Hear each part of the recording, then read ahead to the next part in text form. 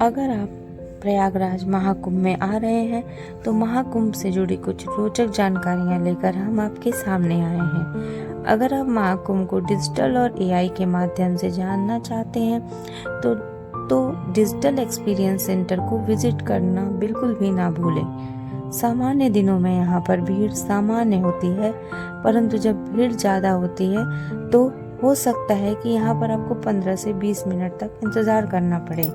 यहाँ का टिकट मात्र 50 रुपये का है तथा समय सुबह 6 बजे से लेकर रात में 10 बजे तक का है, जो स्नान वाले दिनों में बंद रहेगा, जैसे कि 29 जनवरी, 3 फरवरी। इस वीडियो में हम इसके अंदर होने वाले सभी चीज़ों को डिटेल में आपको दिखाएंगे, जिससे कि अगर आप महाकुंभ में नहीं भी आ रहे हैं तो इसे आप आसानी से देख पाएंगे।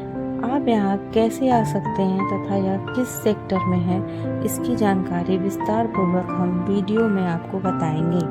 अतः आप आखिरी तक हमारे साथ बने रहिए तथा हमारे चैनल को सब्सक्राइब करना ना भूलिए।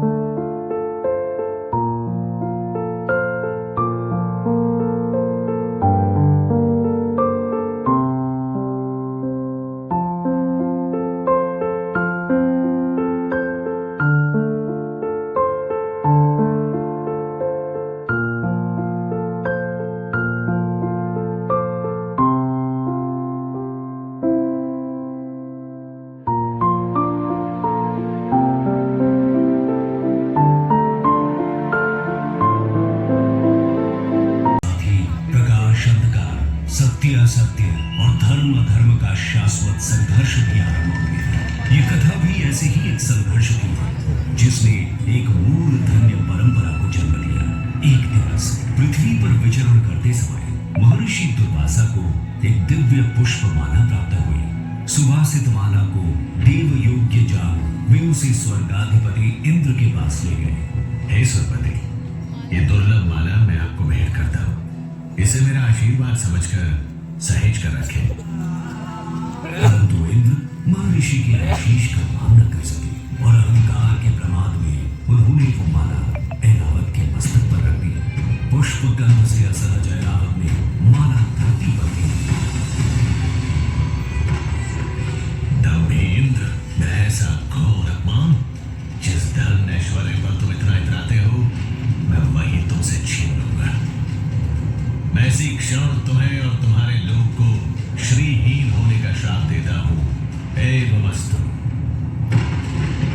ऋषि श्राप के प्रभाव से देवताओं का वैभव छिन गया। तीनों लोगों में हाहाकार मच गया। देवों की शक्ति क्षीण होते ही दानवों ने देवलोक पर आक्रमण कर दिया। घोर देव असुर संग्राम के पश्चात स्वर्गलोक दानवों के अधीन हो गया।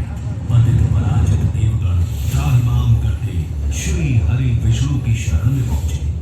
प्रभु, तीनों लोगों पर संकट है, हमें इस श्राप से मुक्ति दिलाइए। देवराज, इस संकट का समाधान सागर मंथन है, परंतु मंथन तभी सफल होगा जब देवता और दानव मिलकर प्रयास करेंगे। ये कैसे संभव होगा नाथ? सृष्टि के कल्याण हेतु इन दो परस्पर शक्तियों को साथ आना ही होगा। हरि आज्ञा से मंथन आरंभ किया गया। मंदराचल पर्वत को मथाने और नाग वासुकी को नेति बनाकर दानव और देव समुद्र को मथने लगे। मंथन आरंभ होने के कुछ समय बाद ही हर ओर अंधकार छा गया। भीषण ताप से सब झुलसने लगा। हे ईश्वर, ये कैसी विपदा है? ये हलाहल विष था जिसकी भयंकर गंध और ज्वाला से सब नष्ट होने लगा। और तब जीवों की करुण पुकार सुन पशुपति महादेव प्रकट हुए। यदि इस विष को नियंत्रित नहीं किया गया तो प्रलय सुनिश्चित है, परंतु मैं इसके भी बूंद को इस सृष्टि को छूने नहीं दूंगा। महादेव ने विष को अपने कंठ में धारण कर लिया। इस कारण उनका कंठ नीला हो गया और वे नीलकंठ कहलाए। महादेव की कृपा से हलाहल विष की ज्वाला शांत हो गई और तीनों लोगों में संतुलन स्थापित हुआ। मंथन पुनः आरंभ हुआ और एक के बाद एक अमूल्य निधियां प्राप्त होने लगी।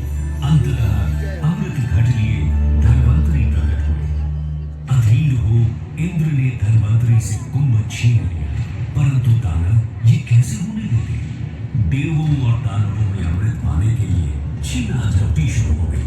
इस कलह का अंत करने के लिए श्री हरि को मोहनी रूप ले अवतरित होना पड़ा और उन्होंने बड़ी चतुराई से सारा अमृत देवताओं को पिला उन्हें अमर कर दिया।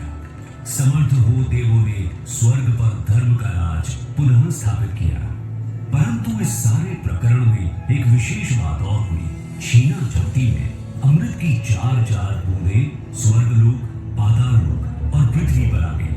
पृथ्वी पर ये बूंदे प्रयाग, हरिद्वार, उज्जैन और नासिक में गिरी। अमृत से पवित्र हुई धरा तीर्थ बन गई। यही कारण है कि इन स्थानों पर हर 12 वर्षों में कुंभ मेले का आयोजन होता है।